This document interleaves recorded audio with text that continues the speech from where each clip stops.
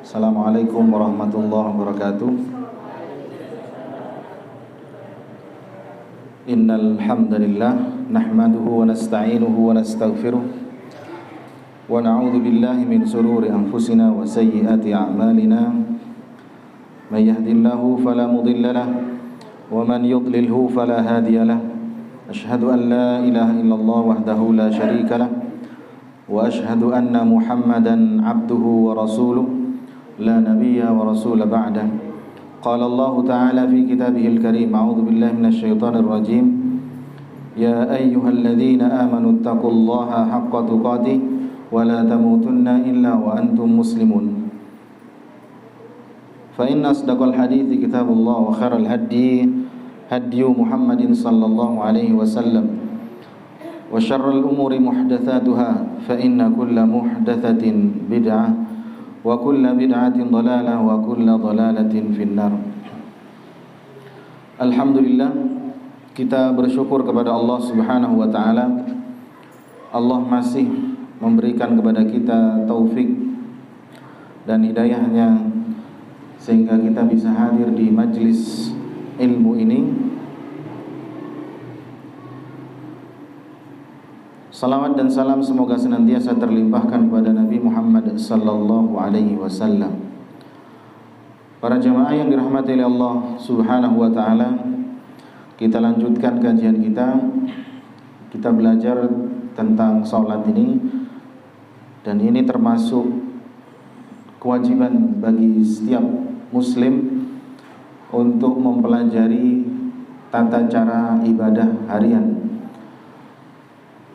Selain kita diwajibkan, setiap muslim, setiap kepala, setiap individu diwajibkan untuk belajar.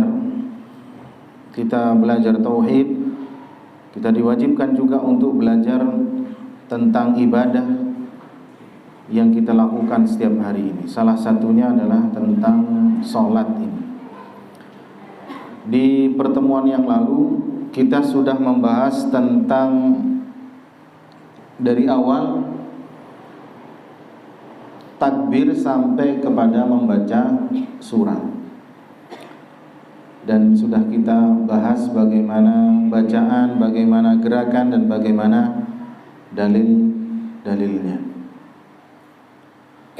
Kemudian yang selanjutnya, poin yang ke-15 pada pertemuan malam hari ini adalah gerakan bertakbir dan angkat tangan setinggi bahu atau telinga ketika hendak ruku.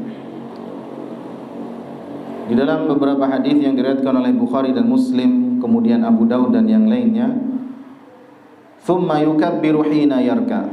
Rasulullah sallallahu alaihi wasallam bertakbir ketika hendak ruku.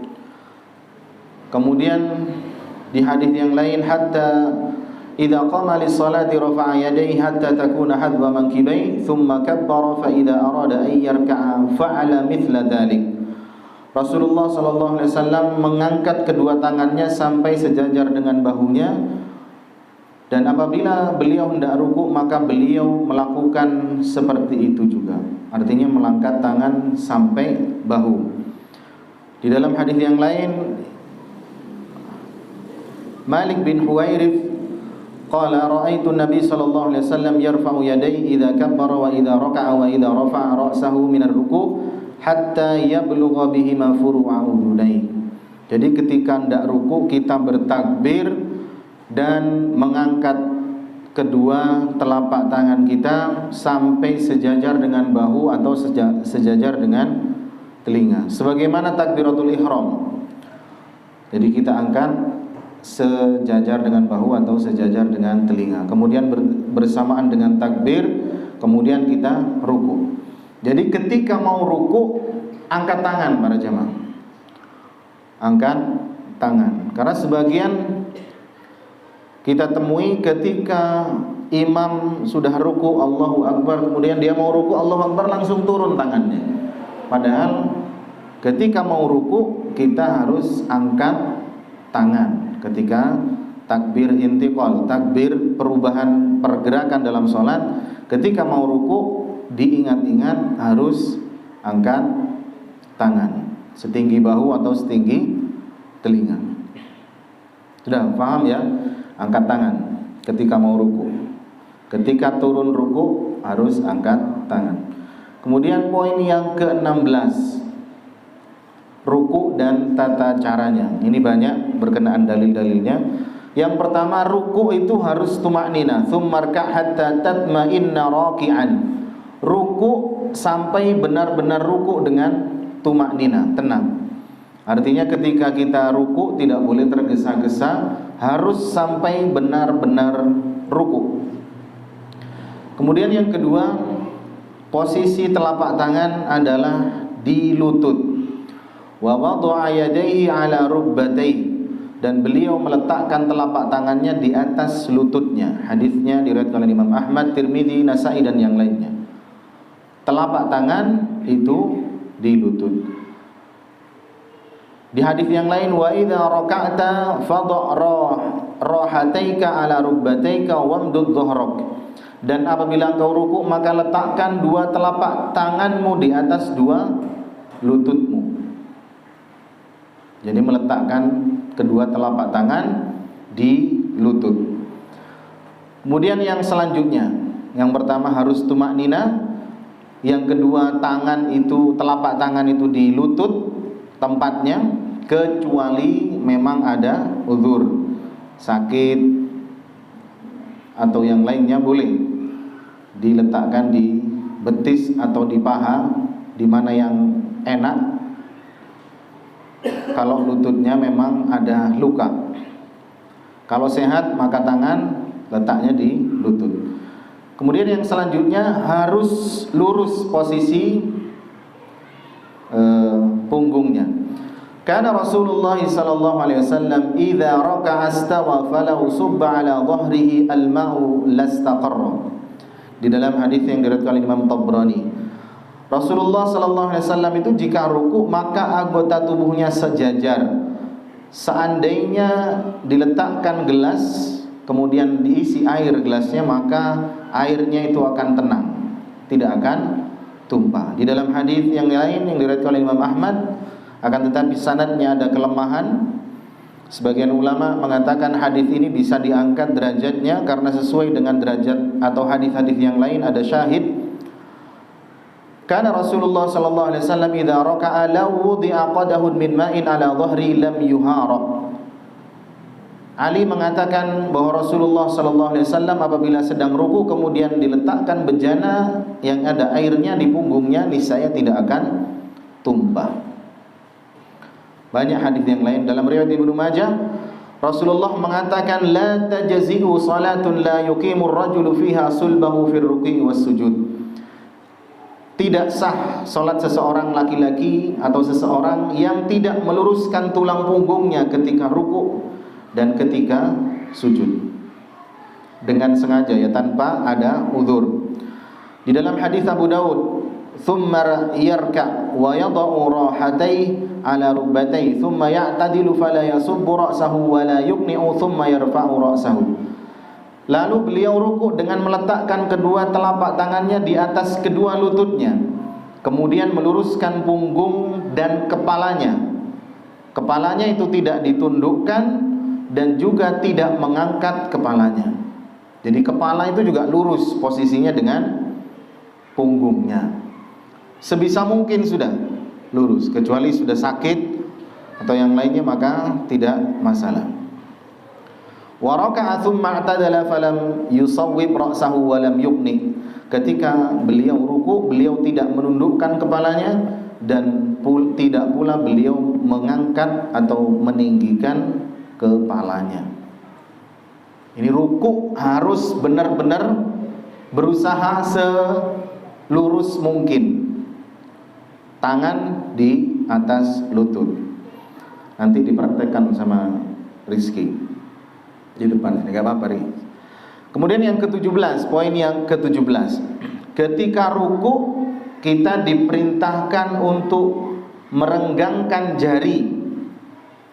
Merenggangkan jari dan membuka siku ketika ruku.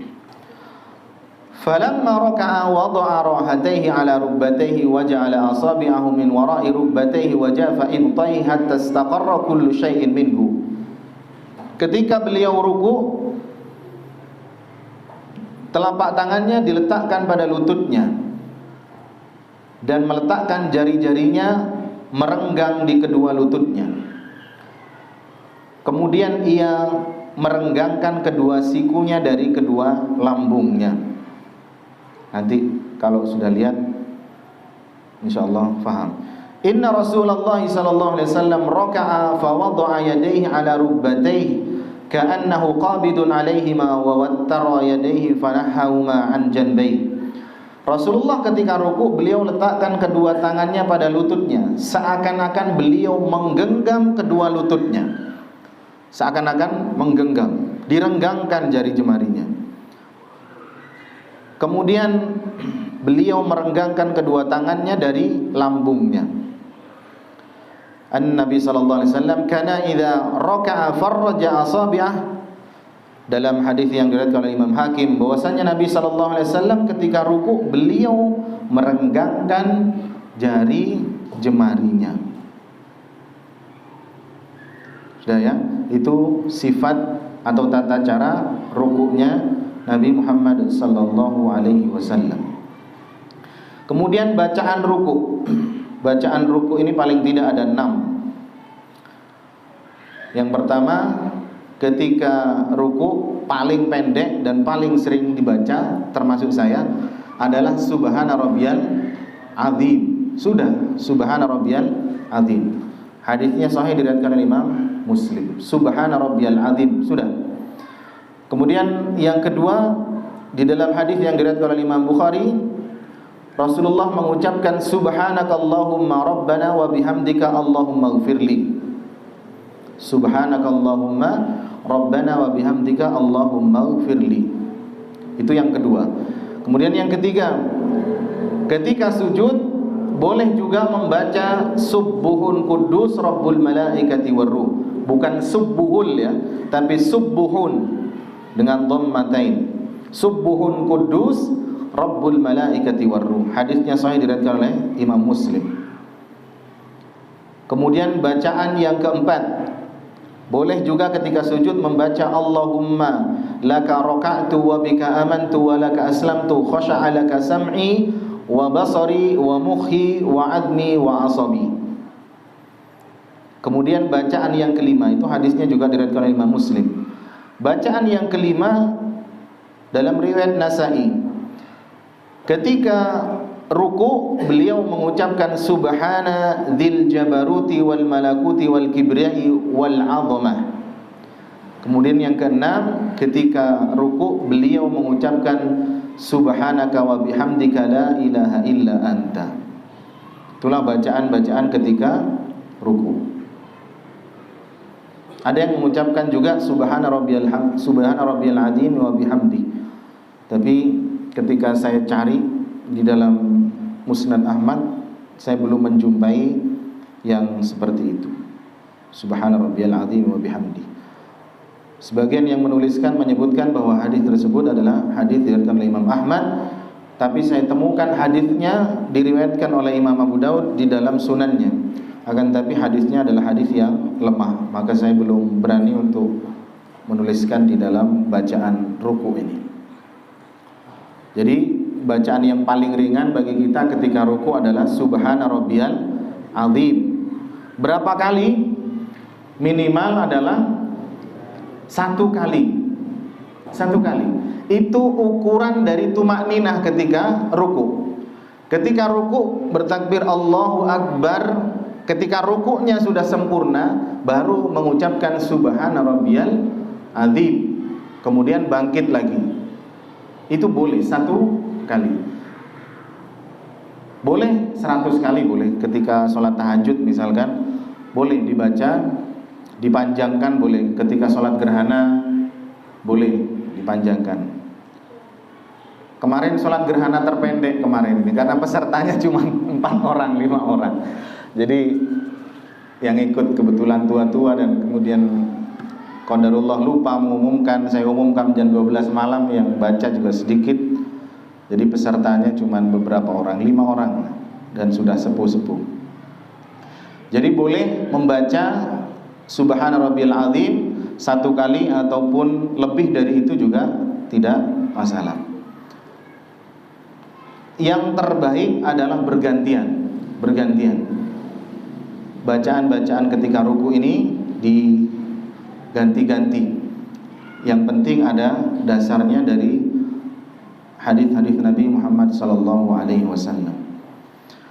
Kemudian yang ke-19, poin yang ke-19, ketika ruku kita tidak boleh membaca ayat Al-Quran. Dari Ali bin Abi Thalib dalam hadis Muslim mengatakan, nahani Rasulullah SAW an aqra'a raki'an aw sajidan. Rasulullah melarangku untuk membaca Al-Quran dalam keadaan ruku dan sujud. Ada yang pernah membaca Al-Quran ketika ruku? Enggak ada. Mungkin yang ngimamin biasanya. Ngimamin lupa, kemudian ruku, Allahu Akbar, ruku, barusan apa ayatnya? Diulang-ulang. Yang pernah jadi imam insya Allah pernah itu baca ayat ketika ruku. Mungkin lupa, ada yang ini ketika ruku diulang-ulang. Maka ini tidak boleh membaca ayat ketika ruku, membaca Al-Quran ketika ruku. Yang boleh ya zikir-zikir atau doa-doa yang dicontohkan oleh Rasul Sallallahu Alaihi Wasallam. Kemudian yang selanjutnya, setelah membaca doa ruku, langsung kemudian bangkit dari ruku. Bangkit dari ruku sama, angkat tangan dengan mengucapkan tasmi setinggi, angkat tangannya setinggi bahu atau setinggi telinga. Sama seperti yang tadi ya, mengucapkan tasmi sami Allahu liman hamidah dengan mengangkat tangan sampai sejajar dengan bahu atau sejajar dengan telinga. Ucapan tasmi ada yang pertama, wajib bagi kita semua ketika sholat sendiri. Dalam hadis Bukhari, thumma yaqulu sami Allahu liman hamidah hina yarfa'u sulbahu minar rak'ah thumma yaqulu wa huwa qa'imun rabbana lakal hamdu.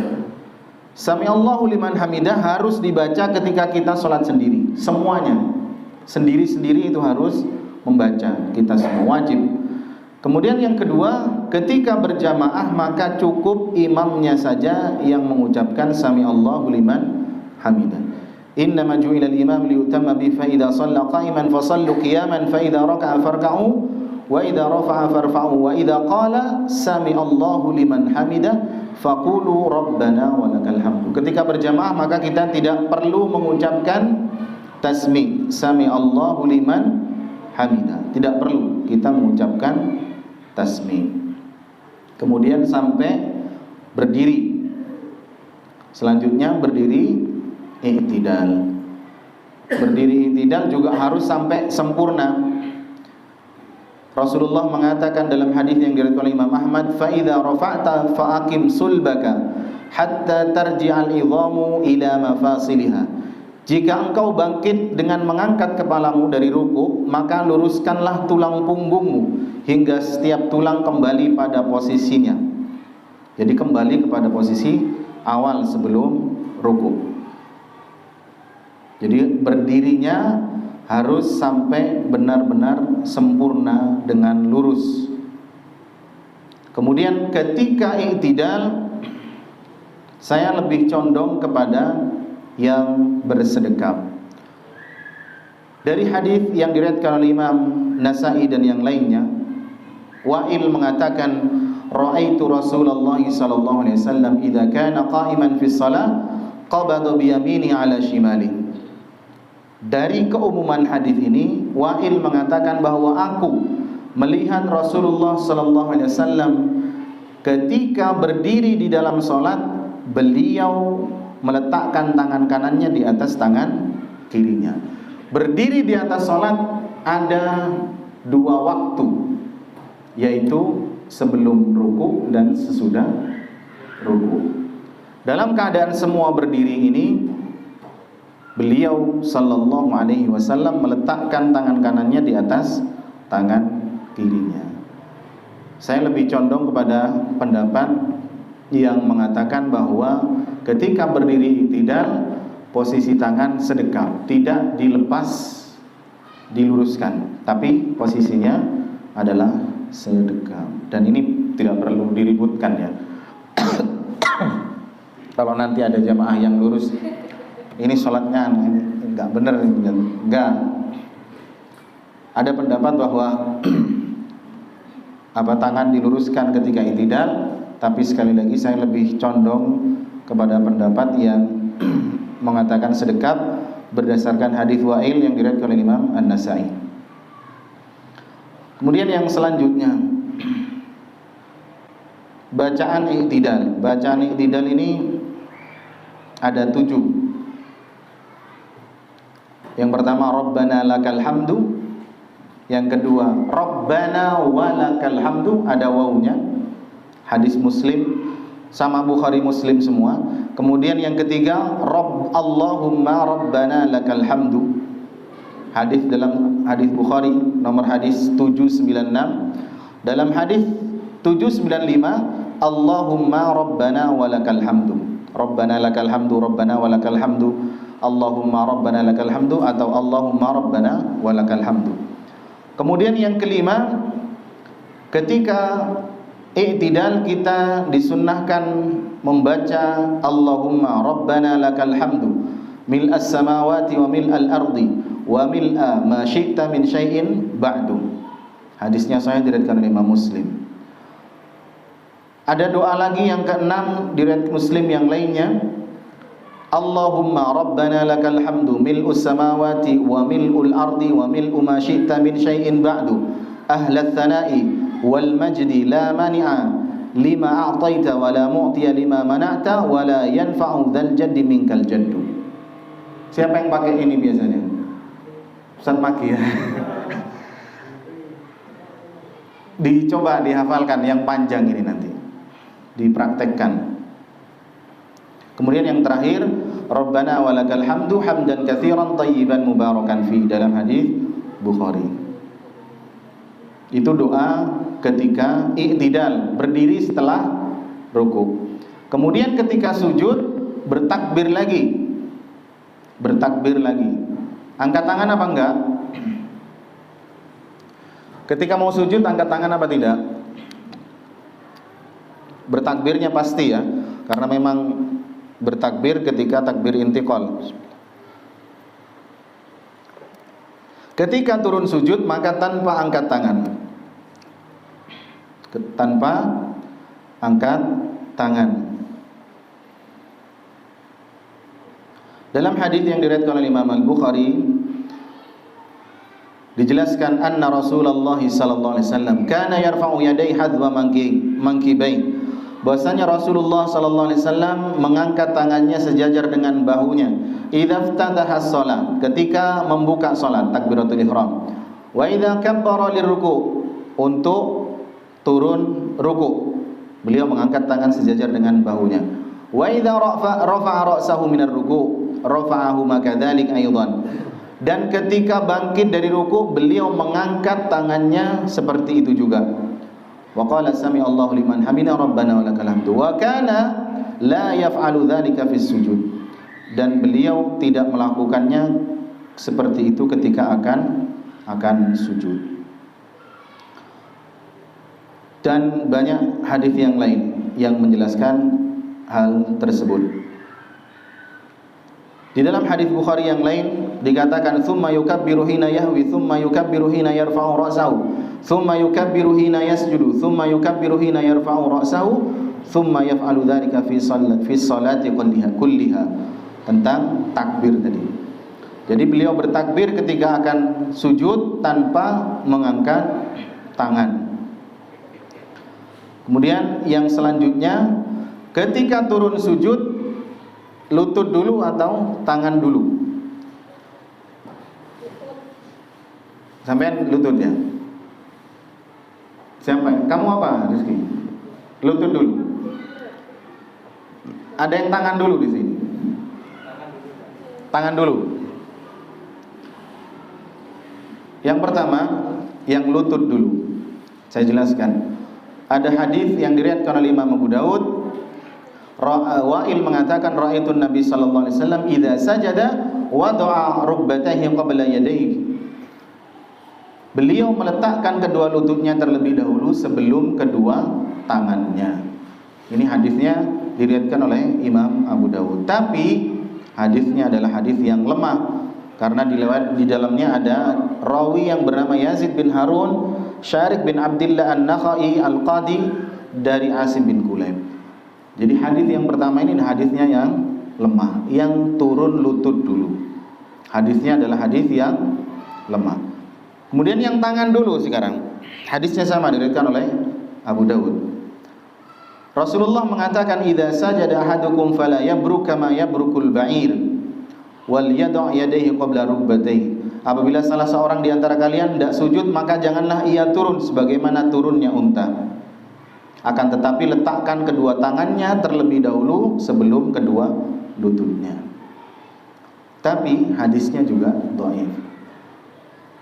Maka karena hadis yang menjelaskan turun sujud ini dua-duanya adalah hadis yang lemah, karena di dalamnya ada rawi yang bermasalah. Yang kedua ada rawi Aziz Ad-Darwardi, kemudian Muhammad bin Abdullah bin Hasan, nanti dijelaskan di dalam pelajaran hadisnya. Intinya dua-duanya ini adalah hadis yang lemah. Maka karena lemahnya hadis ini, kita boleh turun sujud menggunakan lutut terlebih dahulu atau tangan terlebih dahulu. Kalau yang kurus itu lebih enak lutut dulu. Tapi kalau orang gemuk kayaknya enakan tangan dulu gitu. Yang jelas jangan wajahnya duluan gitu ya. Ya boleh dua-duanya. Mana yang lebih pas dikerjakan? Kalau orang yang sudah sepuh, susah turunnya, ini mungkin tangan dulu ya. Kalau orang-orang yang tua, ini boleh. Dua-duanya boleh. Dua-duanya boleh. Boleh lutut, boleh tangan dulu. Kemudian yang terakhir ini masalah sujud. Nanti sebentar dipraktekkan oleh Rizky nanti. Sekarang sujud itu 2 kali sebagaimana yang kita lakukan setiap hari itu. Dan ini sudah maklum dalam hadis Bukhari Muslim, sujud itu ya 2 kali. Kemudian yang kedua, sujud itu 7 anggota yang wajib menempel. Apa saja? Dahi sama hidung. Beliau berisyarat ketika meletakkan hidung beliau, dahi dan hidung dihitung 1. Umirtu an asjuda ala sab'ati 'adhamin ala jabhati wa asyara biyadihi ala anfihi. Ketika beliau mengatakan syarat yang pertama, 7 anggota yang wajib menempel ke tanah. Yang pertama adalah dahi. Beliau berisyarat juga dengan tangannya menunjuk kepada hidung. Jadi dihitung 1. Kemudian kedua telapak tangan 3. Kedua lutut 5. Dan ujung-ujung jari kedua kaki kita. Maka pas 7 anggota sujud yang wajib nempel. Semuanya harus nempel. Harus nempel. Maka ketika sujud gak boleh dahinya tok, harus sama hidungnya. Mengangkat siku dan membuka lengan. Lengan gak boleh nempel ke rusuk kita, ke lambung kita. Anna Nabi sallallahu alaihi wasallam kana idza shalla farraja baina yadayhi hatta yabdua wa bayadu ibtayhi. Nabi itu ketika sholat, ketika sujud, beliau renggangkan lengannya sampai kelihatan putih ketiak beliau sallallahu alaihi wasallam. Dalam hadis yang lain, idza sajadta fadha kaffaika warfa' mirfaqaik. Jika engkau sujud, letakkan kedua telapak tanganmu dan angkatlah kedua sikumu. Dalam hadis yang lain, itadilu fis sujud wala yabsut ka ahadukum dhira'ihi in bisatal kalb. Bersikaplah pertengahan ketika sujud, janganlah di antara kalian menempelkan lengannya di lantai seperti anjing yang membentangkan lengannya saat duduk. Kemudian ketika sujud merapatkan jari-jari. Wa idza sajada dhamma asabi'ah. Ketika beliau sallallahu alaihi wasallam sujud merapatkan jari-jarinya. Enggak boleh gini. Kalau ruku harus begini. Kalau sujud harus rapat. Kemudian jari-jari tangan juga menghadap kiblat ya. Jangan sujud gini. Ada beda. Polan beda saya sujud begini. Jadi gini kalau sujud, rapat dan menghadap ke kiblat.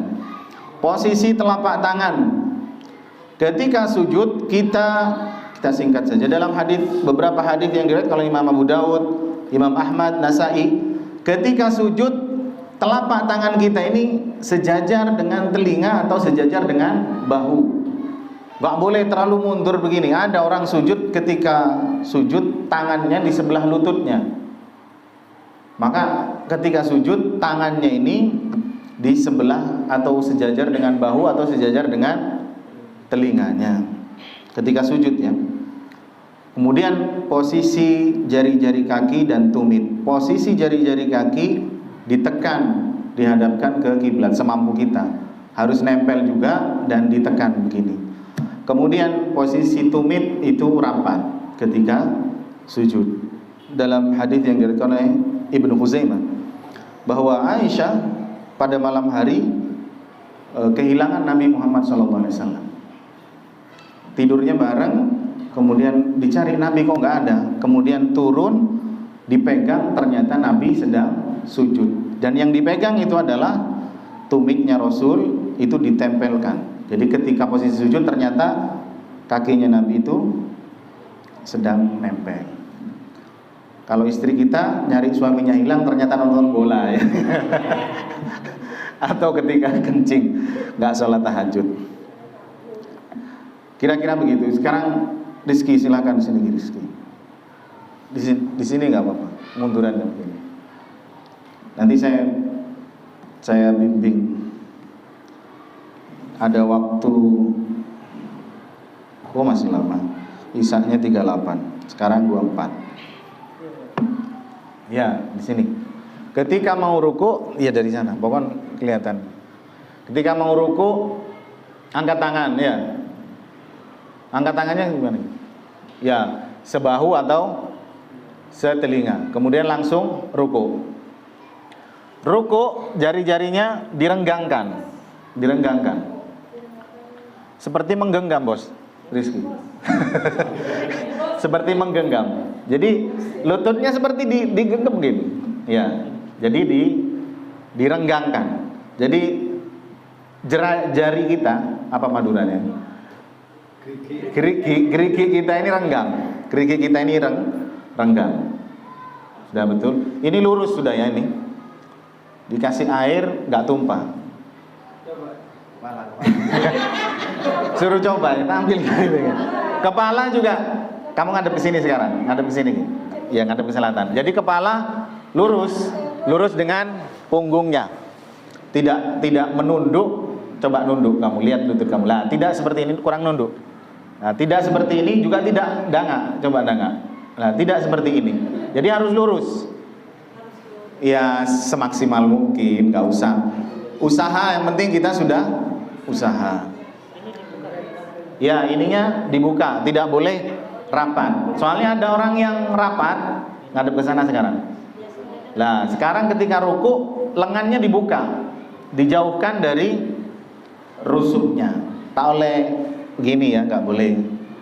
Jadi begini sudah pas ini. Saya bilang kecetin ini. Sudah kayak gini, subhana rabbiyal adzim. Sudah 100 mau nyoba 100 lagi. Sudah, yang penting seperti ini ya. Direnggangkan, jangan lupa, dan posisinya di lutut. Kemudian rukuk lagi. Rukuk lagi, langsung rukuk aja. Nah ya, direnggangkan jari-jari, diingat-ingat, direnggangkan. Kemudian sami Allahu liman hamidah. Sebahu boleh, setelinga boleh. Dan saya memilih yang sedekap. Apa? Angkat coba. Sami Allah, diulang. Diulang dulu. Enggak apa-apa, yang sabar Ki, banyak pahalanya insyaallah. Sami Allah. Nah, sami Allahu liman hamidah sambil angkat tangan. Kemudian sedekap, atau boleh yang berpendapat lain. Sekali lagi saya lebih condong kepada yang bersedekap. Kemudian mengucapkan Rabbana lakal hamdu atau Rabbana walakal hamdu. Rabbana lakal hamdu satu kali ya. Enggak usah diulang-ulang, satu kali. Kalau mau panjang pakai doa yang lainnya, yang ada mil'us samawat dan seterusnya. Kemudian sudah lurus ya, kembali lagi lurus, kemudian baru turun sujud. Tanpa angkat tangan. Coba sedekap Ki. Sedekap posisi i'tidal. Kemudian turun sujud. Allahu Akbar. Boleh ya? Lutut dulu atau telapak tangan dulu boleh. Boleh, dua-duanya boleh. Ini sudah sujudnya juga sudah lurus, ngadep ke selatan Ki, biar bisa dilihat. Gak apa-apa ya.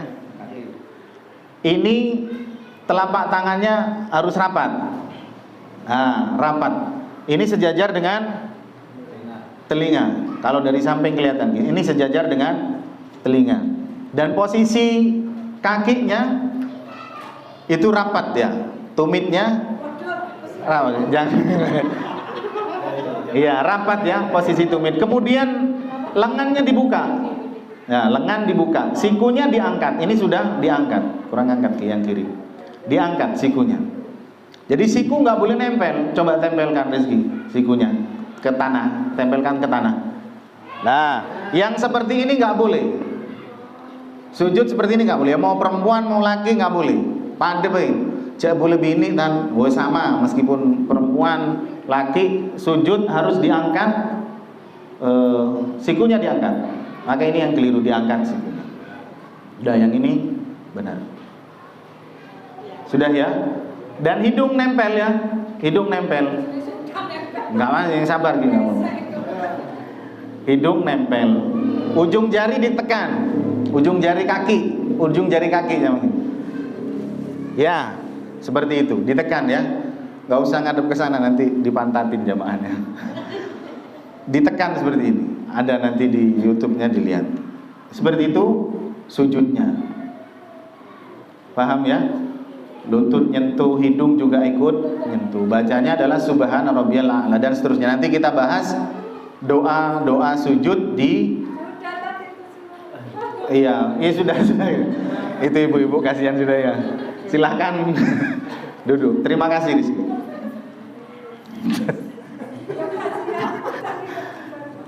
Habis ini minum ya. Bismillah.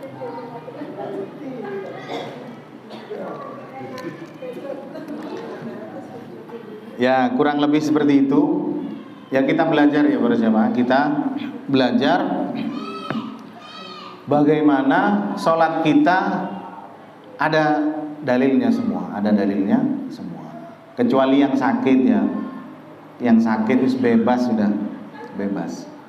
Tapi yang mampu ketika sujud, misalkan yang sholat duduk, sholatnya duduk nggak masalah. Tapi ketika sujud, ya sifat sujudnya, cara sujudnya harus seperti itu. Dan kita lakukan semampu kita. Dan ini susah para jemaah, susah.